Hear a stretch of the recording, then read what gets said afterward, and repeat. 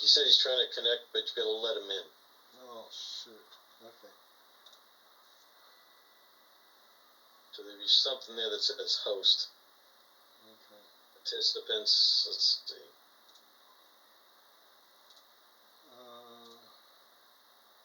And I can't do it. It's gotta be on the bottom. Okay, okay.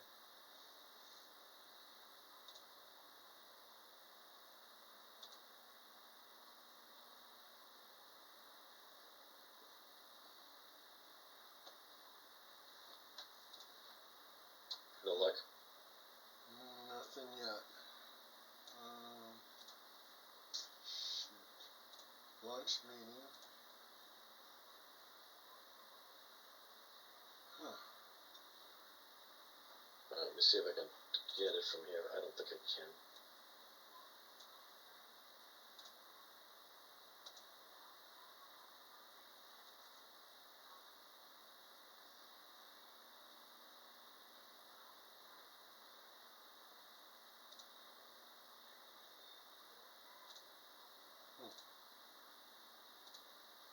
Yeah, I don't see. Hello, gentlemen. Oh, is he back? I'm back. Alright, so what the heck was that all about? I told everyone we had a technical thing and we would be back in a few moments. Yeah, the connection became unstable somewhere along the line. Oh. So, yeah, that's what happens when you're talking about ghosts. I am going to, the only thing I can say here is I did get a text that came in. It may have been enough to kick it off. I suppose that seems odd, but we do get this happens from time to time when we're talking about ghosts. Yeah. Imagine that. Imagine that. So, okay, so let me go back to the recording here. It says it's being recorded. Let me see if I can pause it. Recording stopped. Yeah, okay. We'll start back up again. So they can back edit that out, what I said. I just tried to give them a break. Right, gotcha.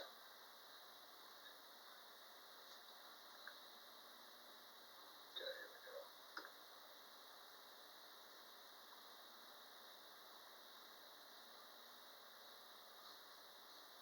Recording in progress. Okay, folks, we had a little technical snafu there. So we're back. Paul, you were telling the story, so go right ahead. Oh, okay. So yeah, I had one case where it was a elderly woman and her goddaughter, and they seemed very friendly, but they were saying that they had a demonic presence in the house, in the form of a black mass, and it would attack them around about 2 o'clock in the morning. So, as I was interviewing the elderly woman, it seemed like her face was distorting. And as I kept on looking at her, it was distorting into something that seemed like sinister and evil. So, I asked her, also too, I noticed that there was some bite marks on her and on the goddaughter. So I started wondering if they actually gave themselves those bite marks. And I asked the elderly woman, I said, okay, you said you had nightmares? What kind of nightmares do you have? She says, I have nightmares of killing men. Mind you, I was the only man in there. I was a new investigator, and what I learned from this experience, always bring somebody with you. Bring your whole team. There's safety in numbers. So I said, well, how do you dream of killing men? She goes, I dream of using a baseball bat. And I knew at that point in time, I need to get out of there. And then I was looking across the living room, and her goddaughter was holding a baseball bat, and with a maniacal laugh on her face, she's going around and around in circles. Well, I'm taking my laptop, I'm running out of there, and I'll tell you, I'm not afraid of ghosts, I'm not afraid of demons, but I'm definitely afraid of a 30-year-old woman with a baseball bat. So, yeah. That was one of my scariest moments. Yeah. People often ask about exorcisms and stuff, and they'll call, and there's different layers of exorcism, and so if you start to see somebody's face morphing, or as the worst case scenario, they're levitating or climbing up the walls or doing whatever, that's the time you clearly want to get some help in there, and a quality help that knows what the heck they're doing.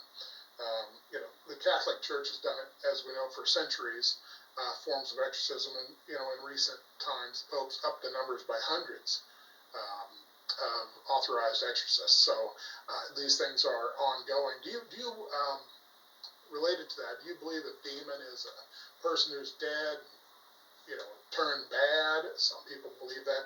Other people believe a demon is a separate entity. What's your take on that? I think it's a demon is possibly an interdimensional type being.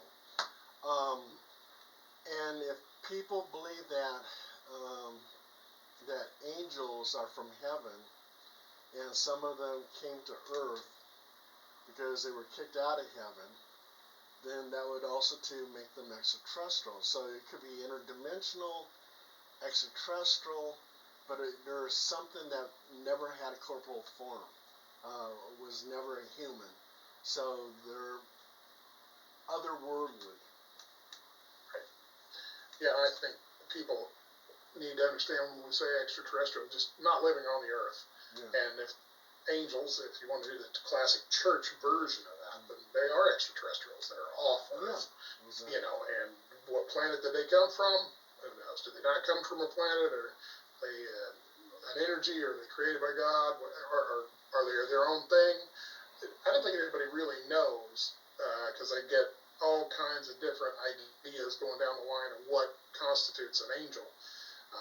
Maybe versus a guide, maybe versus a spirit, maybe versus other things. But angelically speaking, I will say one thing seems to be a very constant in that is they're inherently very, very good and loving, and you'll feel that right off, and you'll be attracted to that. Whereas a demon is an entity where it's deceitful, lying, very evil, and it gives you the creeps, because your body has built-in signals for all that. Whether people tune into that or not depends on their level of advancement, I'll call it, for lack of a better term.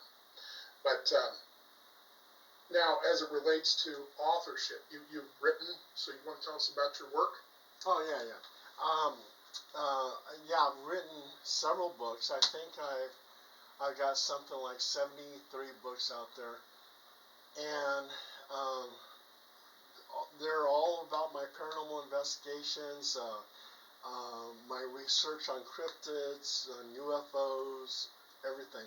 So it's everything paranormal in there, and I even throw in, because I used to be in the comic book business, so I have some comic book artists like Richard Vassir, William Carlisle, Thomas Ahern, who are comic book artists who will draw certain pictures for me so I can throw them into the book. So, I got a lot of books out there, and they're easy to find. All you have to do is just Google Paul Dale Roberts books, and they'll start popping up. Popping up? Awesome. Now, who do you publish with? Is it a company? Yeah, Lulu Publishing. And some of the books, when it goes on global distribution, goes to Amazon and goes to Barnes and Nobles and places like that. Gotcha. I see. Now, cryptids, for the listening audience, if that's a new word to them they haven't heard, those are basically what we would consider unknown, potentially existing animals that need to be checked out. I mean, the classic comes to mind is Bigfoot, that kind of thing. Tell us about some of the different cryptids that are potentially out there that people might want to be aware of.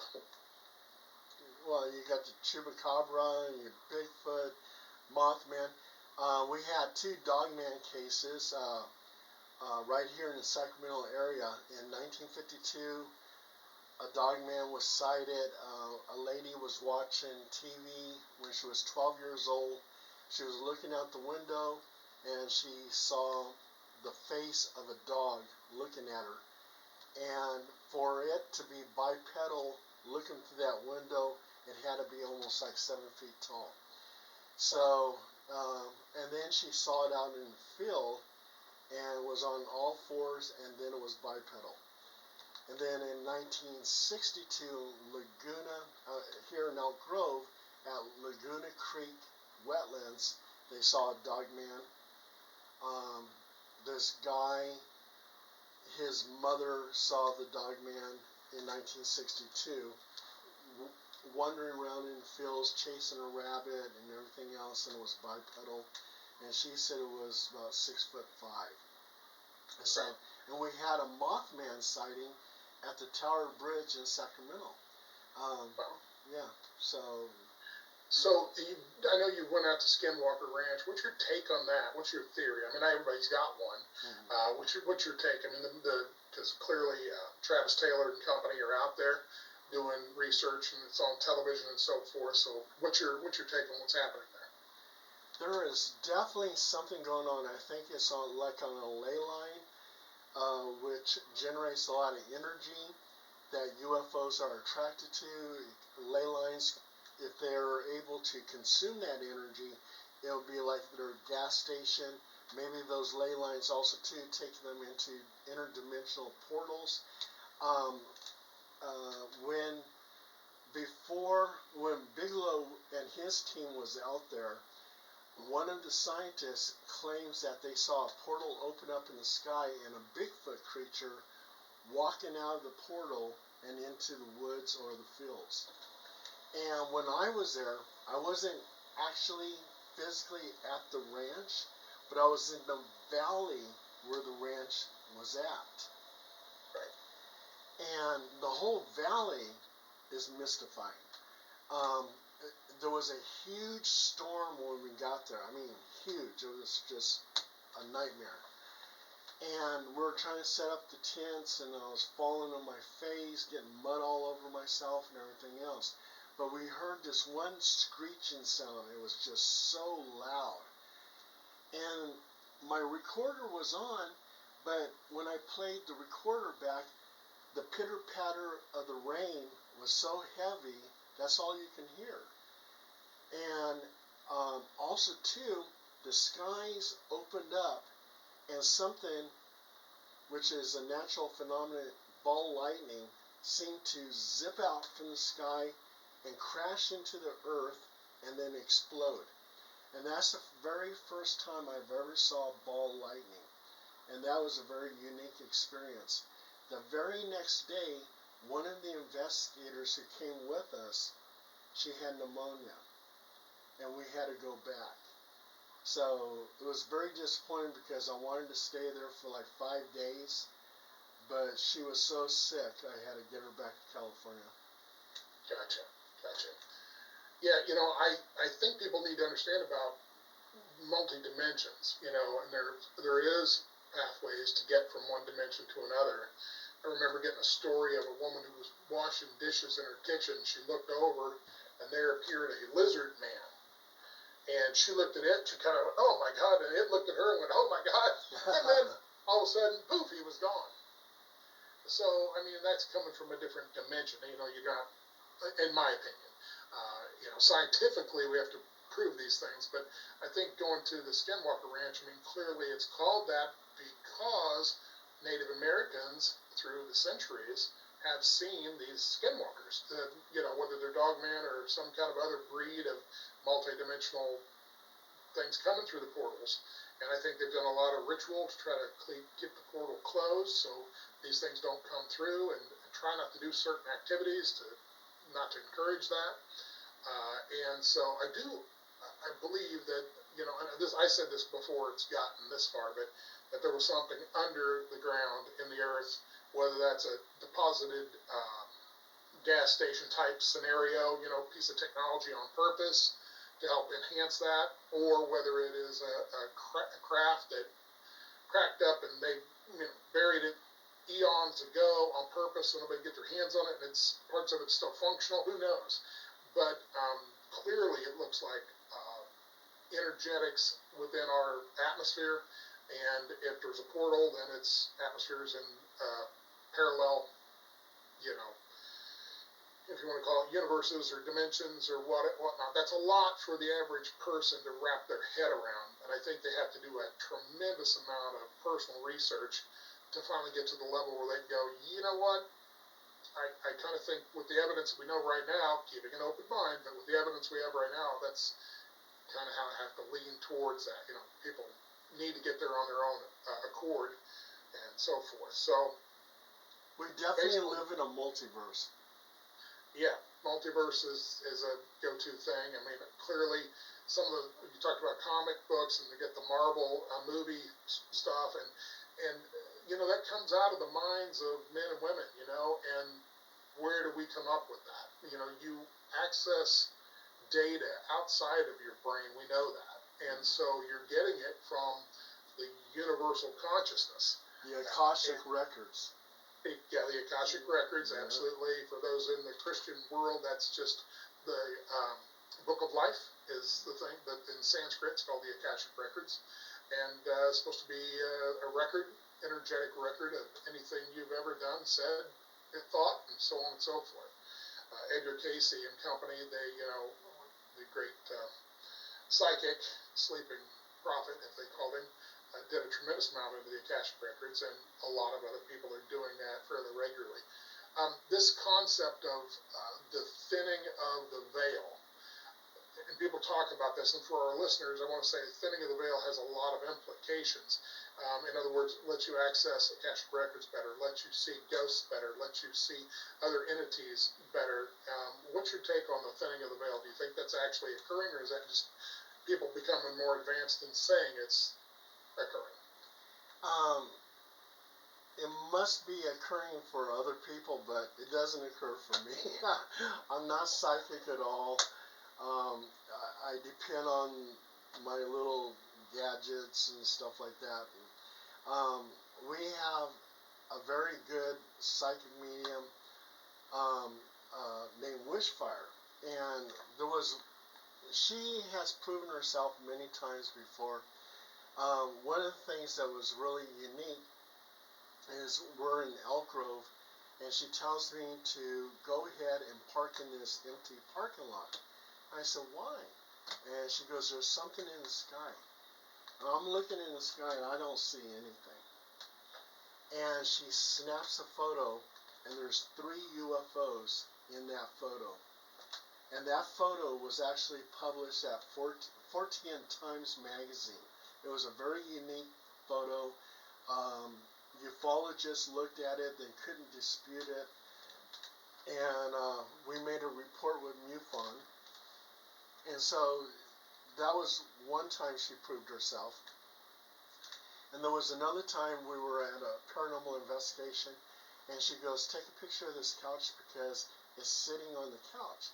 So we take a photograph, and there's this orb hovering over the couch. And she goes, take another picture, it's now behind the couch. We take a picture, and there's a mist behind the couch. So she's seeing something. I just don't see nothing. So, you know, the veil opens for a lot of people, but not for me. I get it. You know, in law enforcement, which we've all had law enforcement experience, there is a thing called the preponderance of evidence, which is in civil court and so forth, where it's, you know, got a 51% in your mind that this exists, and then beyond a reasonable doubt, which is in criminal court, it's, you know, 90+% likely this occurred. As it relates to Bigfoot, where do you think we're at on that scale? Bigfoot is very unique. I mean, here's a creature that people see, and then there's no dead body, there's nothing, you know, solid evidence of Bigfoot. And I think Bigfoot is actually interdimensional type being. It goes from our reality to its reality. It might come into our reality, eat a few berries, build a couple nests, but it doesn't leave any other type of evidence, you know. So I did a Bigfoot hunt in Mount Shasta, and I did a wood-on-wood type communication. The Bigfoot is known to communicate by hitting a tree with wood, and that's what I did. So I hit this tree 3 times, and right behind me in the creek, you can hear 3 rocks hit the creek. Well, bears can't pick up a rock and throw it into the creek. There was no people around except my investigators, and they were next to me, and I would have seen them if they threw a rock in the creek. So I think a Bigfoot was actually communicating with me. And also what's kind of unique about Bigfoot is that it seems like it's associated with unidentified unidentified flying objects, because UFOs, people who see UFOs see sometimes Bigfoot afterwards, or they see Bigfoot and they see UFOs afterwards. And there's one hunter who actually claims that he saw Bigfoot doing labor work for the Greys, and they had their ship parked there, and they were doing some kind of labor work. I used to work for the Department of Fish and Wildlife. I'm retired now. And I talked to many hunters, and they're strong believers of Bigfoot. In fact, I talked to some hunters who actually claim they encountered Bigfoot. And there's one hunter told me that he knew a hunter who actually shot at Bigfoot, and that it blew up into sparks. So that tells me right there, it probably goes from matter to energy, energy into matter. So I think it's definitely an interdimensional type being. Gotcha. There's a lot of researchers and authors that believe that, and I will say that I talked to one guy who was doing a meditation inside of a cave one time, and what came to him was Sasquatch, and he was literally telepathing with them, and he had a group of them, and he was stunned. He was like, and this was a law enforcement guy, and he was stunned. He was like, holy crap. And then I said, well, what did they have to say? And he says, and what are they here for? And that kind of thing. And he says, they were here to help the planet. That's what their function is, and so forth. So, but he said they were very kind, they were gentle, there was no threat or anything like that. They were just actually speaking with him. And of course, now a lot of people think, well, you're just nuts and you're making it up. Not this guy. Not this guy. No, he was stunned. He was like, that's the last thing I thought was ever going to show up in a meditation was a Sasquatch. But it was very clear that's what it was to him. And so I know Darren Owens, he's got the book Becoming Masters of Light, and he also is a psychic type person. He believes that exactly what you said, a multidimensional, interdimensional type, animal of sorts. And since we haven't bagged one, so to speak, as a hunter would say, until that happens in some capacity, which if they can zap out instantaneously, it's never going to happen. Do I think some of the video is true? Yeah, I think a lot of video is absolutely true, and I think, made it to the point of a presumption of the evidence, for sure. I think in a civil court you could prove, yes, this does exist. We don't necessarily know everything about it, but I think it does. Beyond a reasonable doubt, I don't know that we're 100% there yet. Not quite enough evidence. There's tons of, footprints and all the stuff they do out at the University of Idaho, whatever. And that's good, and it needs to keep going it's going to have to satisfy the most suspicious among us, until there's a dead one, there's stuffed behind the bar somewhere or in a museum, nobody's going to actually believe it, I don't think. Totally. So, Tommy? Well, I have a question for you. I mean, you have one heck of a story from beginning, to today. For the audience, if you had to pick one incident that really stands out as like, wow, this kind of symbolizes my whole thing, what would that be? You would like my best investigation? Yeah, the one that stands out, means the most to you, or okay. just memorable. Yeah, that would actually be a house in Citrus Heights. It made me a believer. When I was a new investigator, I heard the EVPs and everything else, and I go, okay, well, that could be a voice from another room and stuff like that. For a while there, I almost stopped believing in the paranormal because nothing was happening. Then I got to this one house in Citrus Heights, and I had these scouts, which were paranormal investigators in training. I had 15 of them, and I was in charge of this. And I put 5 in one room, 5 in another room, 5 in another room, and I said, let's just hang out here for a little while, see what happens. Well, 5 in this one room were practically falling asleep because nothing was happening. I go into the next room, they're practically falling asleep, and nothing was happening. And I go to this other room, and all kinds of stuff was happening. There was knockings on the walls.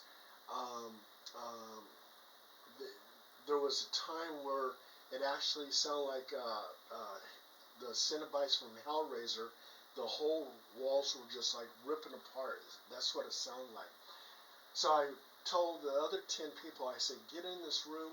We're going to conduct like a little seance. I said, there's things happening here. So we're doing this little seance. Again, more knockings on the walls. Very strong knockings.